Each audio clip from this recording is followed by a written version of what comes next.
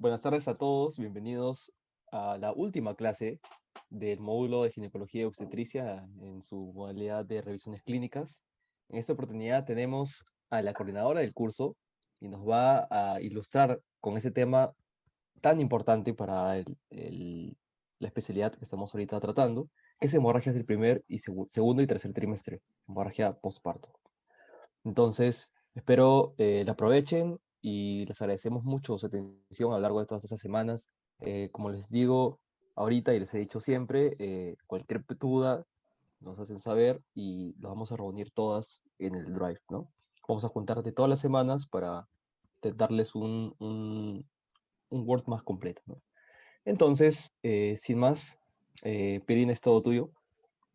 Ya, buenas tardes chicos. Bueno, yo soy Pirina Casareto, estudiante de sexto año de medicina. Y el día de hoy vamos a ver hemorragias del primer y segundo trimestre, segundo y tercer trimestre y hemorragia postparto.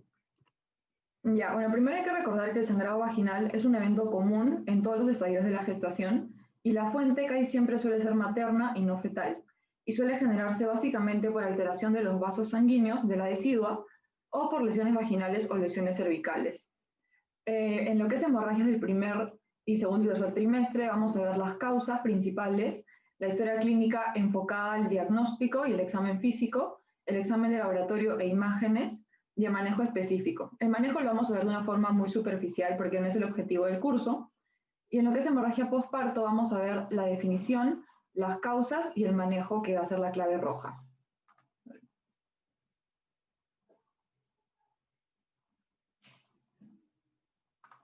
Ya. Ya, entonces, también es importante evaluar los casos urgentes de hemorragia. Es importante evaluar el tiempo y el lugar, ya que estos van a depender de la severidad del sangrado. Es importante reconocer a los pacientes que están hemodinámicamente inestables para iniciar medidas de soporte y tratamiento inmediato. En el caso de una paciente que es inestable, es importante tomar exámenes de laboratorio, hemoglobina, hematocrito, perfil de coagulación, grupo sanguíneo, pruebas cruzadas y siempre monitorear los latidos cardíacos fetales.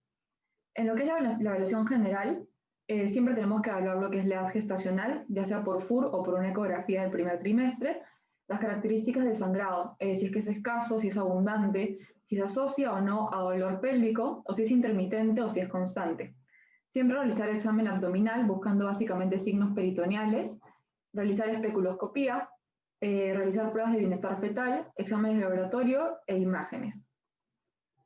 Entonces, en el hemorragia del primer trimestre es importante recordar que el sangrado vaginal es común en el primer trimestre y ocurre en el 20 hasta el 40% de gestantes. No siempre es posible determinar la causa de la hemorragia, pero lo importante es excluir patologías graves, que vamos a ver más adelante. Y siempre, como ya mencioné, evaluar la estabilidad hemodinámica. Las tres causas más comunes de hemorragia en el primer trimestre son aborto, el embarazo ectópico y la mola hiatiforme. Otra causa que también se puede considerar es el sangrado por implantación. Entre esas tres causas, el aborto es la causa más común y tiene una prevalencia del 15 hasta el 20%. Suele ser un sangrado abundante, sin embargo, estas pacientes suelen estar estables. Luego tenemos el embarazo ectópico, que es la causa más grave a descartar, ya que una ruptura de embarazo ectópico puede amenazar la vida de la paciente. Y bueno, la otra causa es la mola hiatiforme, que es parte de las enfermedades trofoblásticas. Entonces, en lo que es la historia clínica, si tenemos una paciente que se encuentra en el primer trimestre de gestación, bueno, lo más importante es evaluar la edad gestacional, luego, como ya mencioné, determinar las características del sangrado. Si es que es escaso o es abundante, intermitente o constante, evaluar si es que hay presencia de coágulos, si es que el sangrado llega a manchar o pasar la ropa. Importante evaluar si es que hay salida o pasaje de tejidos o productos de la concepción, ya que estos deben ser mandados a patología para evaluación y siempre evaluar síntomas de presíncope para ver si es que la paciente puede estar inestable. También evaluar si es que hay dolor pélvico, el gesta para de la paciente y antecedentes, ya que tenemos que evaluar los factores de riesgo para las etiologías específicas. Luego, hacer un examen abdominal, como ya mencioné, buscar signos de abdomen agudo, evaluar el tamaño uterino, ya que en el caso de un embarazo ectópico, el tamaño uterino suele ser menor al de la edad gestacional, contrario a la mola, donde el tamaño uterino es mayor a la edad gestacional. Y también, si es que la paciente se encuentra entre la semana 10 o la semana 12 en adelante, hacer una ecodoppler para ver la presencia de latidos cardíacos fetales que tiene una frecuencia normal de 110 hasta 160 latidos por minuto. En el examen ginecológico, importante evaluar la presencia de sangrado activo, si es que se eliminan o hay pasaje de tejidos, y evaluar el orificio cervical interno para ver si está cerrado o si está abierto, y siempre evaluar si es que la paciente tiene una ecografía previa. Esto es importante ya que tenemos que saber si es que hay documentación previa de un embarazo intrauterino, ya que esto disminuye las probabilidades de que sea un embarazo ectópico. Ahora, hay una etiología que es bastante rara, que es el embarazo heterotópico, en el cual puede haber un embarazo intrauterino y aparte otro extrauterino. Pero como menciono, esto es muy extraño. Entonces, la presencia de un embarazo intrauterino documentado básicamente puede excluir la presencia de un embarazo ectópico. En lo que es exámenes de laboratorio, se realiza hemograma y la beta-HCG, básicamente para hacer el diagnóstico de la gestación, y tenemos que recordar que lo normal es que la beta-HCG doble su valor cada 48 horas. En el caso de un embarazo ectópico, la beta-HCG suele tener una meseta o una elevación muy lenta. Y en el caso de una mola, la beta-HCG suele tener una elevación muy rápida.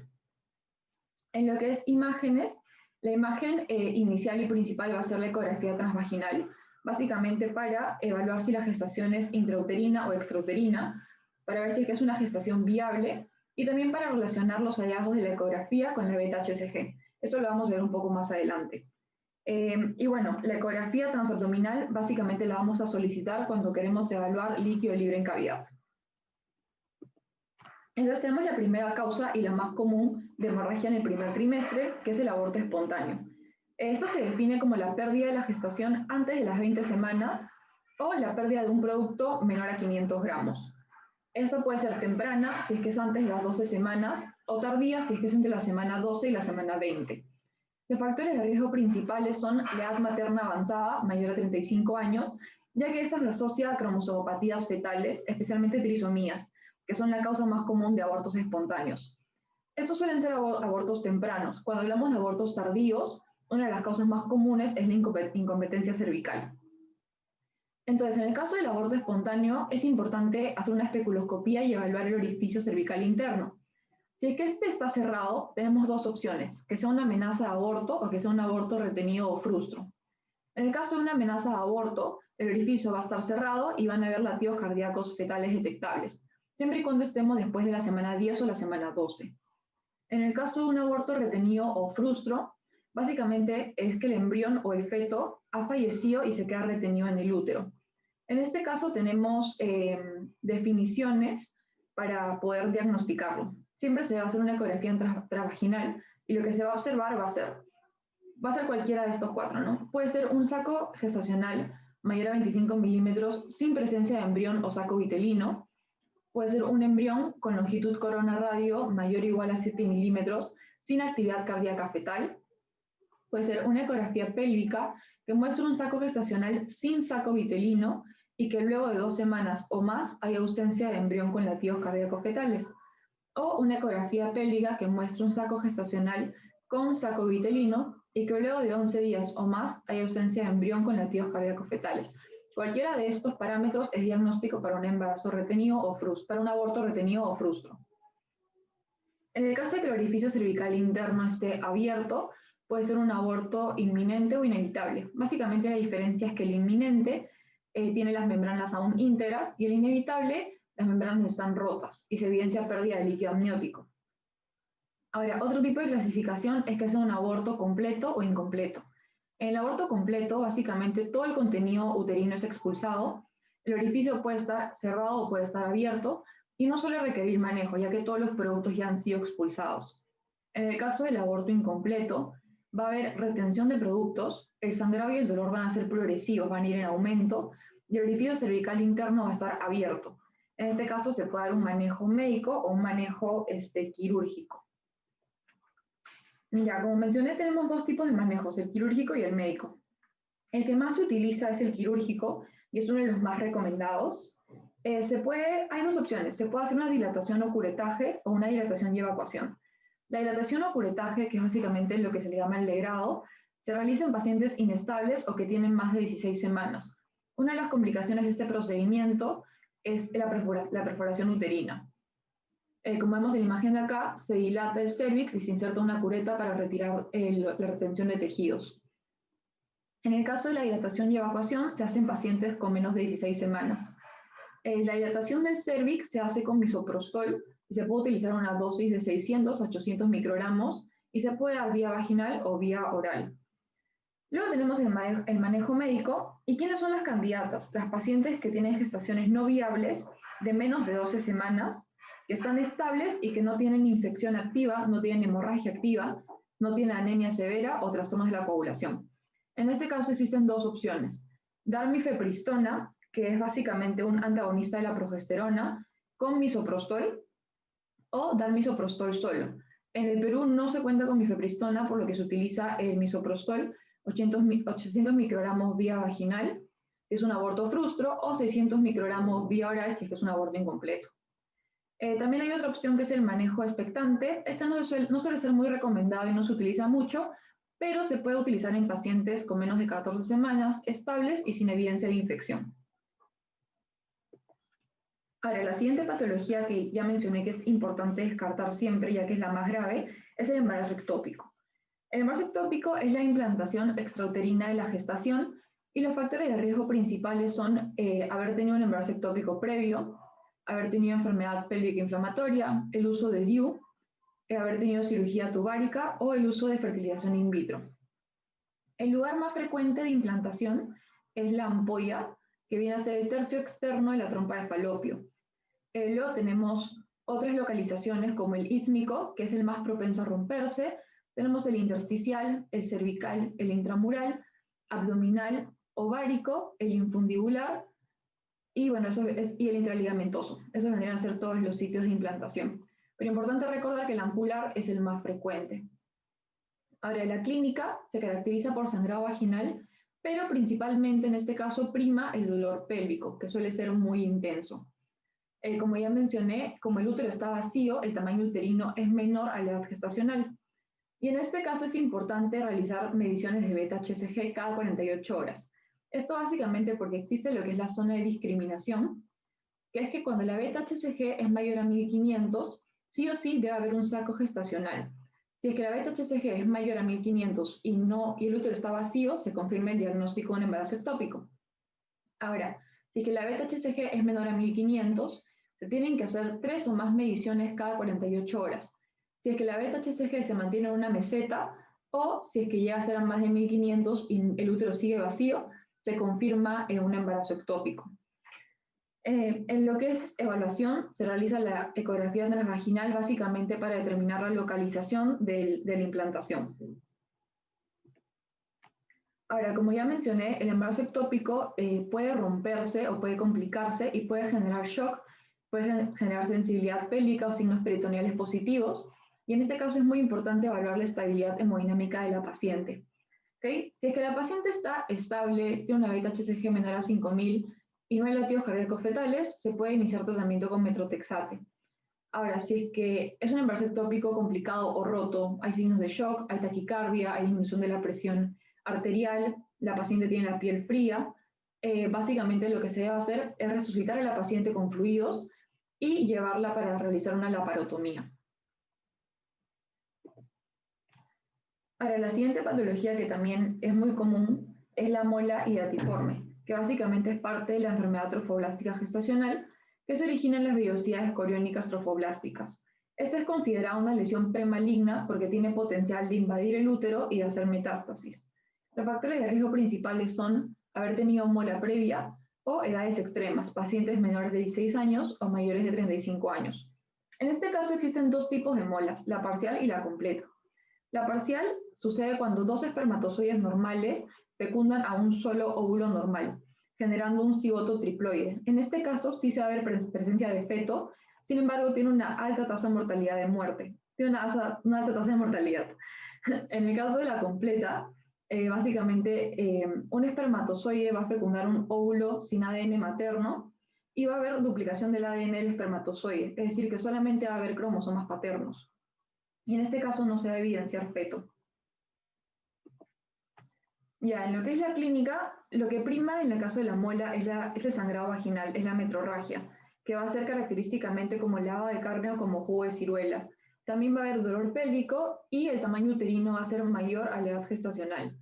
También se pueden evidenciar síntomas de aumento de la beta-HCG. Como ya mencioné, la beta-HCG suele estar inusualmente alta, de más de 100.000, y va a haber hiperemesis, quistes tecaluteínicos, síntomas de preeclampsia pero antes de las 20 semanas y tirotoxicosis. En este caso se hace una ecografía transvaginal que permite evidenciar si es que es una muela completa o parcial. El diagnóstico confirmatorio es histopatológico y cocariotipo, sin embargo con la ECO-TB nos podemos guiar. Si es que es una muela completa, va a haber ausencia de feto, va a haber una masa heterogénea central con espacios anecoicos y con quistes, y si es que es una muela parcial, va a haber la presencia de un feto, aumento de la ecogenicidad de vellosidades coriónicas y no va a haber presencia de quistes. Otro signo característico en la ecografía es el signo de los copos de nieve, que básicamente evidencia los quistes. El manejo de la muela es quirúrgico, se debe hacer evacuación uterina o realizar una histerectomía. Y también es importante que la paciente tome anticonceptivos hasta que la beta-HCG se deje de monitorear. Se hace un monitoreo de beta-HCG semanal hasta que ésta sea indetectable. Entonces ahora tenemos un algoritmo que podemos seguir cuando tenemos una gestante de menos de 20 semanas que está estable. Si es que evidenciamos mediante la ecografía transvaginal que el embarazo es intrauterino, lo siguiente a evaluar es la actividad cardíaca fetal. Si es que hay presencia de actividad cardíaca fetal, hacemos una especuloscopía.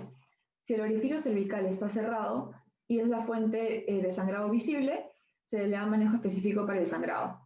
Si es que no hay actividad cardíaca fetal, estamos ante un aborto retenido, o puede ser un aborto puede ser una gestación viable, pero aún es muy temprano para detectar latidos cardíacos fetales.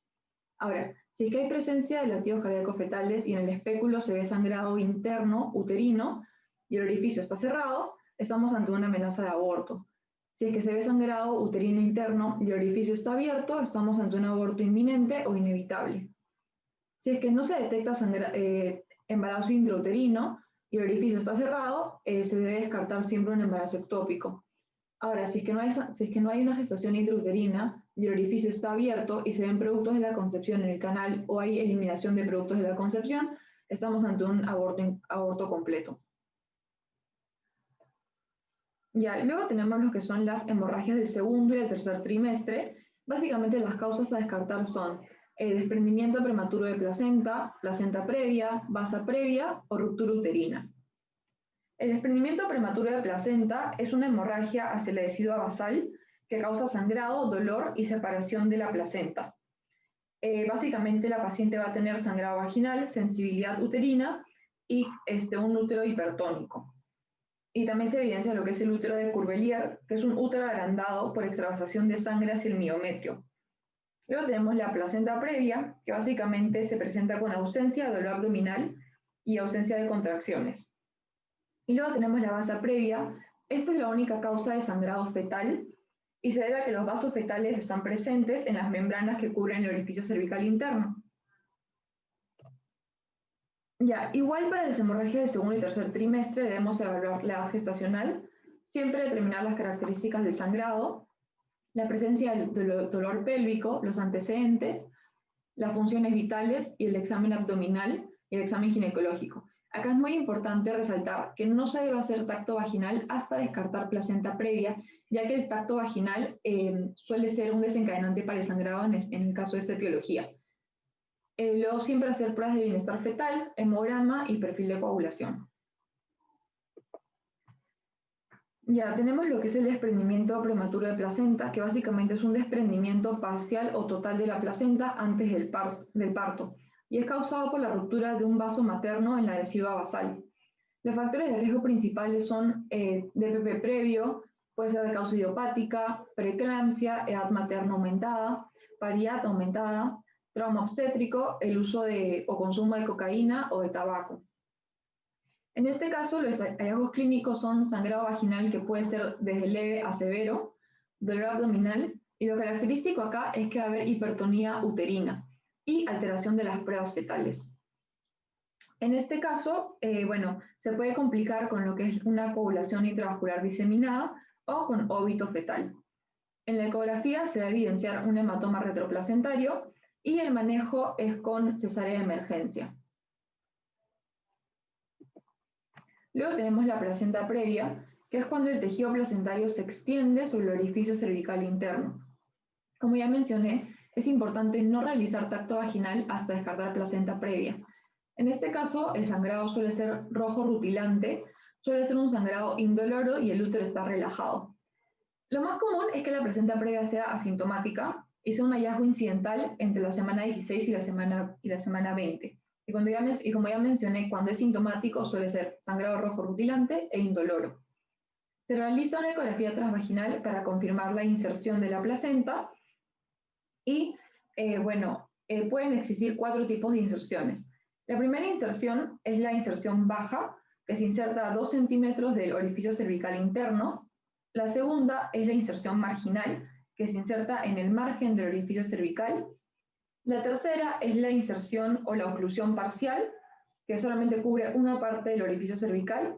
Y la cuarta es la inserción o la oclusión completa, que cubre todo el orificio cervical interno.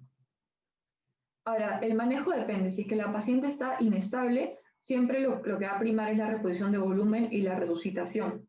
Si la paciente está estable, se puede realizar una cesárea siempre y cuando la paciente esté en trabajo de parto, tenga un sangrado severo o tenga un sangrado significante y si es que tiene más de 34 semanas. La siguiente patología es la vasa previa. Como ya mencioné, este es el único sangrado que proviene de los vasos fetales. Eso se presenta cuando los vasos fetales están presentes en las membranas y cubren el orificio cervical interno. Existen, como ya mencioné, es un sangrado fetal y existen 2 tipos. El tipo 1, que se asocia a un cordón umbilical velamentoso, o el tipo 2, que se asocia a placenta subcenturiata. El diagnóstico básicamente es con hemorragia y y sufrimiento fetal agudo. Acá una de las claves que nos van a decir es que la amniorexis, es decir, la ruptura mecánica de las membranas, va a causar sangrado significante y sufrimiento fetal agudo. En este caso, el Doppler va a mostrar ondas de la arteria umbilical que va a confirmar que hay sangre fetal. Y el manejo es con cesárea de emergencia. Y por último tenemos la ruptura uterina. Eso es una etiología rara, pero se debe sospechar en el caso de que haya cicatriz de cesárea previa, miomectomía previa, inducción de trabajo de parto o sobredistensión uterina o desprendimiento prematuro de placenta. Existen 2 tipos de rupturas uterinas, la inminente y la consumada. La inminente es cuando hay distensión del segmento uterino inferior y se va a ver el anillo de Bandal y el signo de Frommel, que es cuando el ligamento redondo se pone tenso.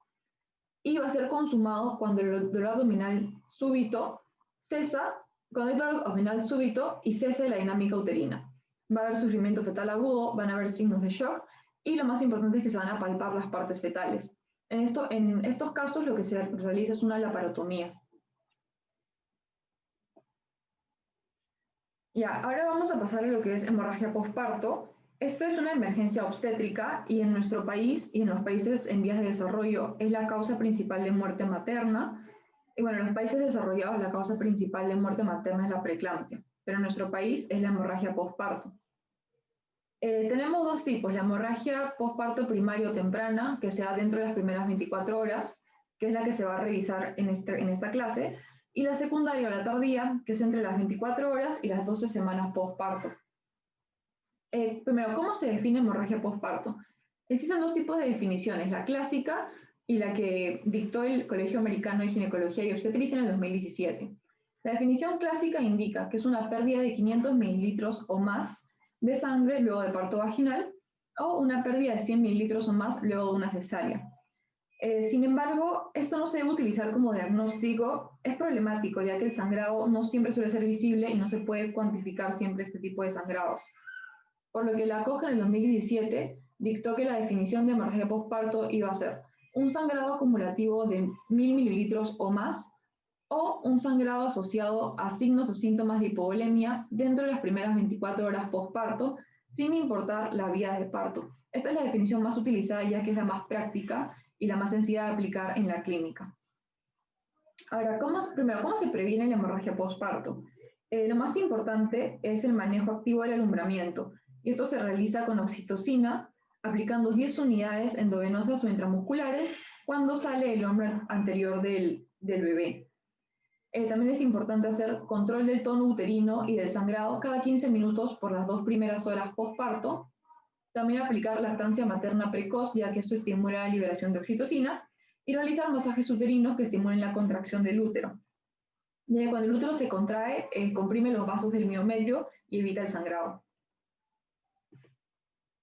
Ya, ahora vamos a evaluar las 4 causas principales de hemorragia postparto, que se utiliza la mnemotecnia de las 4 Ts. La primera T es tono, que hace referencia a atonía uterina. La segunda es la T de trauma del canal, que hace referencia a desgarro perineal. La tercera es la de tejido, que hace referencia a retención de tejido placentario. Y la cuarta es trastornos de la coagulación, que hace referencia a las coagulopatías. La causa más común es la atonía uterina. Es la más frecuente y se genera por contracción ineficiente del útero. El diagnóstico se realiza cuando el útero no se palpa firme luego del manejo activo del alumbramiento. Y además el útero se va a encontrar por encima del ombligo.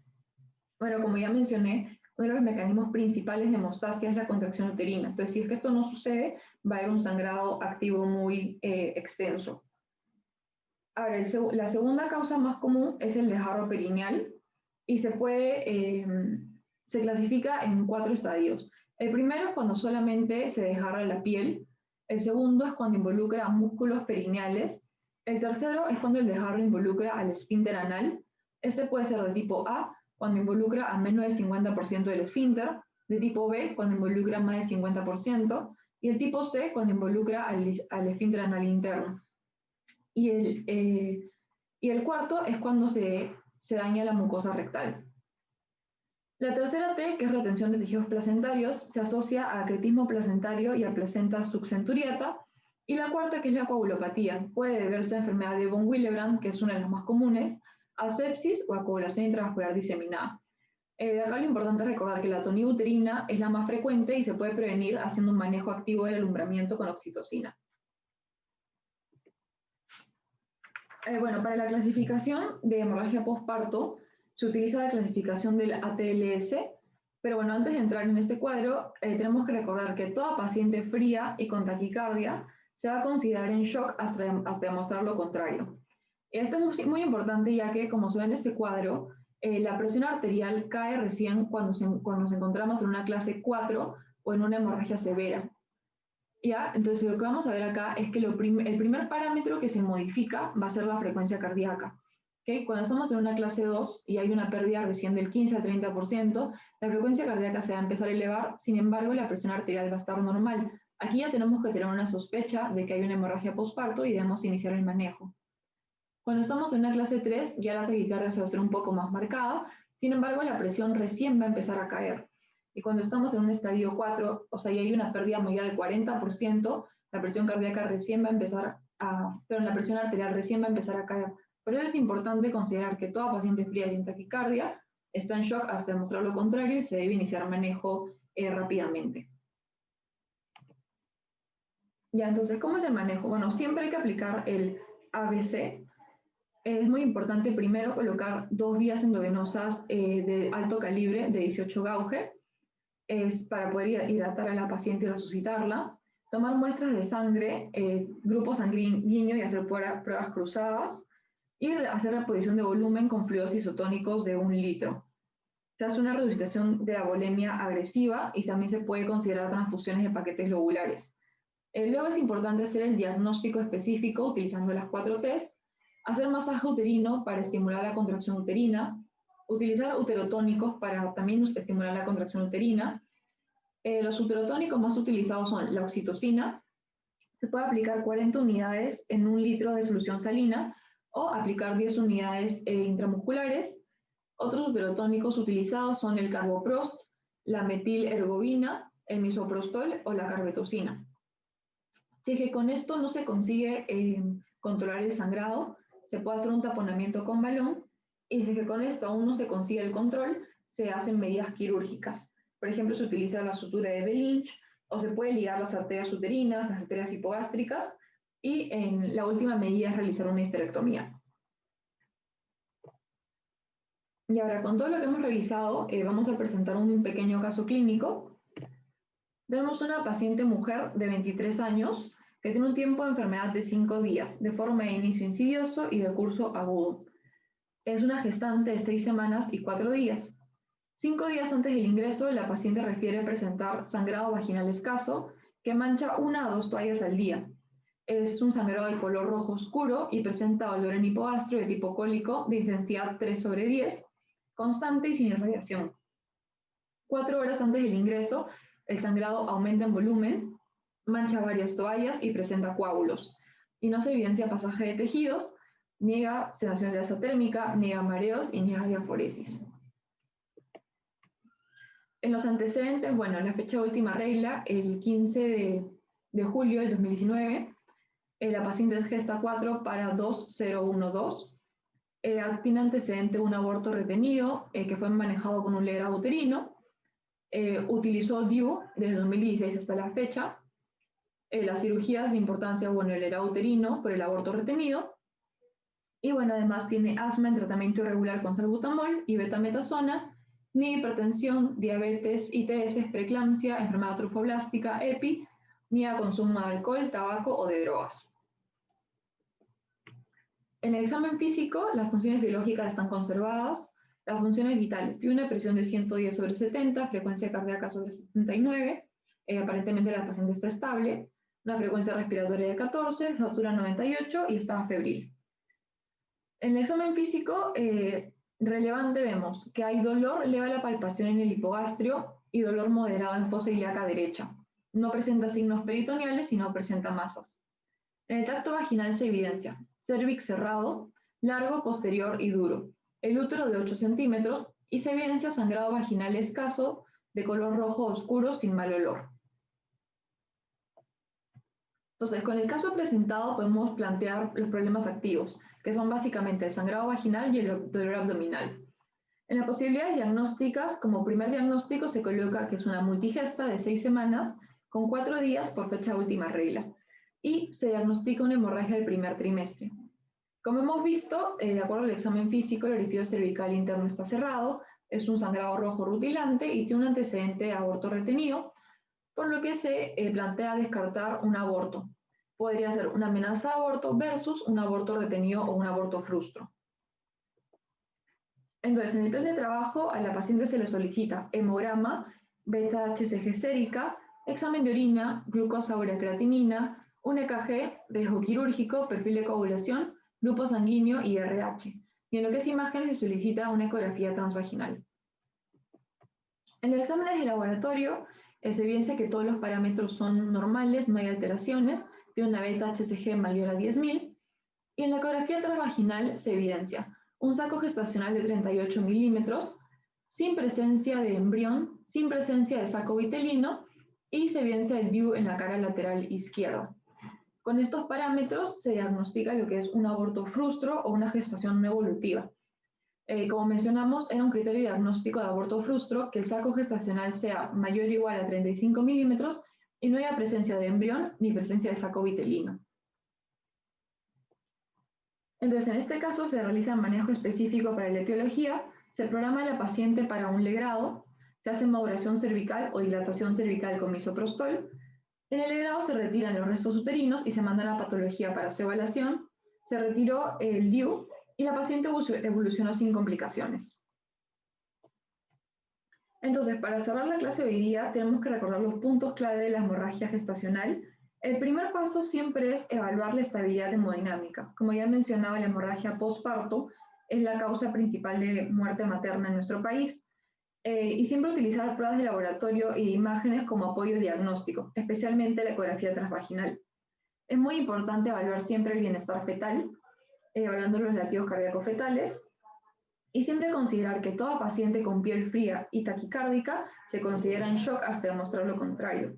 Y en el caso que haya indicios de shock, siempre iniciar el ABC, la vía aérea, la respiración, la circulación, y resucitar a la paciente. Bueno, eso sería todo. Acá voy a dejar las bibliografías que he utilizado para la presentación. Y bueno, muchas gracias con todos y por haber prestado atención.